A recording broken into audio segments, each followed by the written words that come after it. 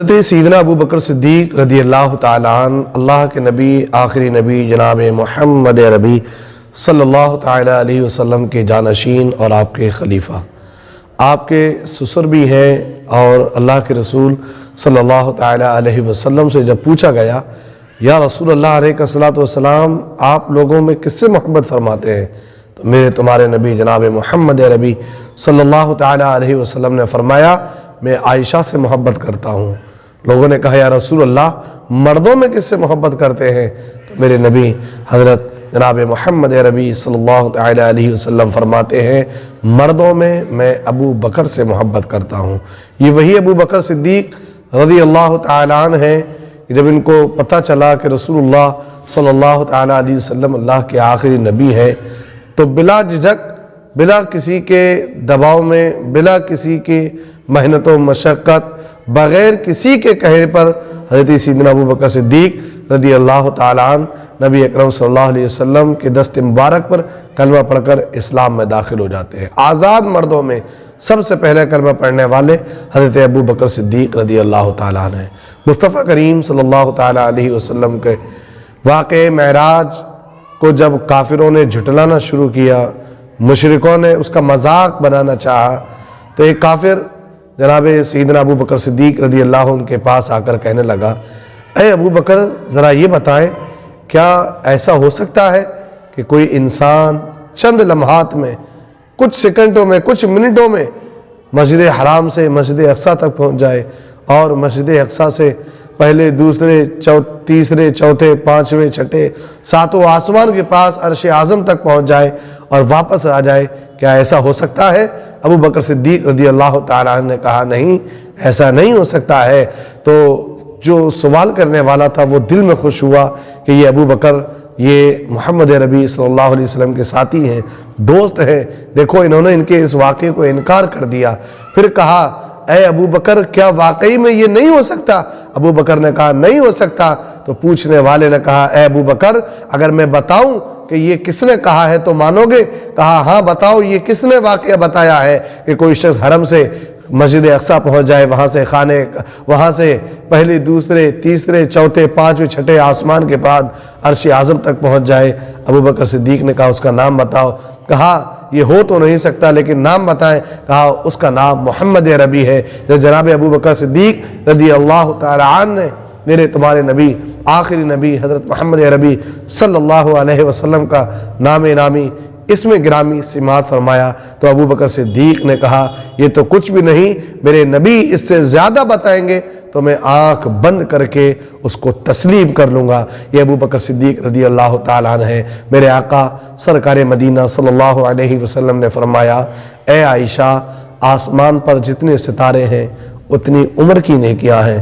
سیدہ عائشہ صدیقہ رضی اللہ تعالیٰ عنہ کا چہرہ غمگین ناک ہو گیا۔ میرے نبی نے پوچھا اے عائشہ تمہیں کس چیز نے غمگین کیا ہے؟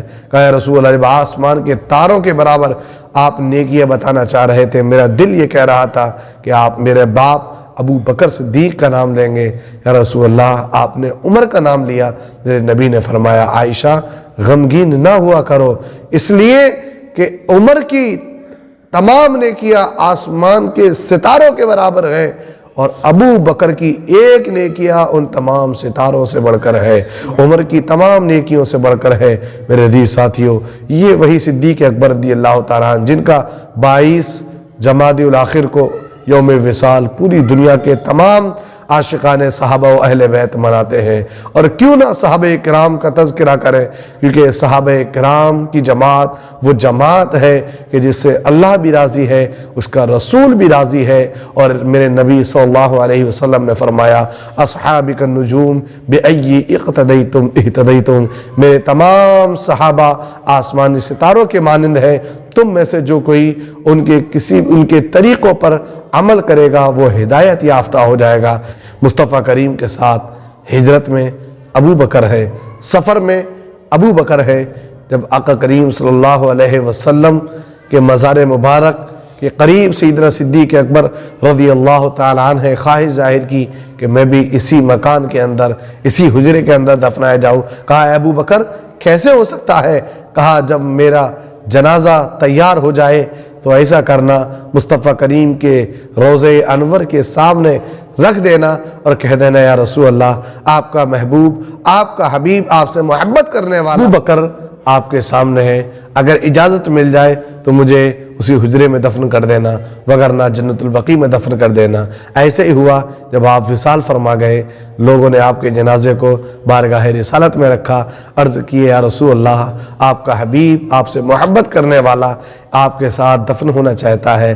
میرے نبی پاک صلی اللہ علیہ وسلم کی طرف سے دروازہ حجرہ رسول کھلا اور صدیق اکبر کو دفنانے کی اجازت مل گئی۔ یہ وہ صدیق ہیں کہ جن کا چرچا آسمان و زمین ہی پر نہیں بلکہ آسمان کے مقدس فرشتے سیدنا صدیق اکبر رضی اللہ تعالیٰ عنہ کو پہچانتے ہیں۔ جبریل امین بولے یا رسول اللہ، ابو بکر دنیا کے مقابلے میں آسمانوں پر زیادہ پہچانے جاتے ہیں۔ میرے عزیز ساتھیوں، صدیق اکبر رضی اللہ تعالیٰ عنہ اسلام کے پہلے خلیفہ ہیں، امیر المؤمنین ہیں، جن کو اللہ تبارک و تعالیٰ نے بے شمار ان گنت فضائل و کمالات سے نوازا، اور سب سے بڑے کمال کی بات یہ ہے کہ مصطفیٰ کریم نے آپ کو اپنا مصلی عطا فرمایا اور کہا لوگوں سے کہا کہ ابو بکر سے کہیں کہ میری امت کے مسلمانوں کی جماعت فرمائے۔ میرے عزیز ساتھیو، جس کو نبی مصلی دے دے، جس کو نبی پاک اپنے مصلی پر کھڑے ہونے کی اجازت دے دے، اس ابو بکر کی کون تعریف بیان کر سکتا ہے؟ ہم تو صرف اتنا کہیں گے، بیاں ہو کس زبان سے مرتبہ صدیق اکبر کا۔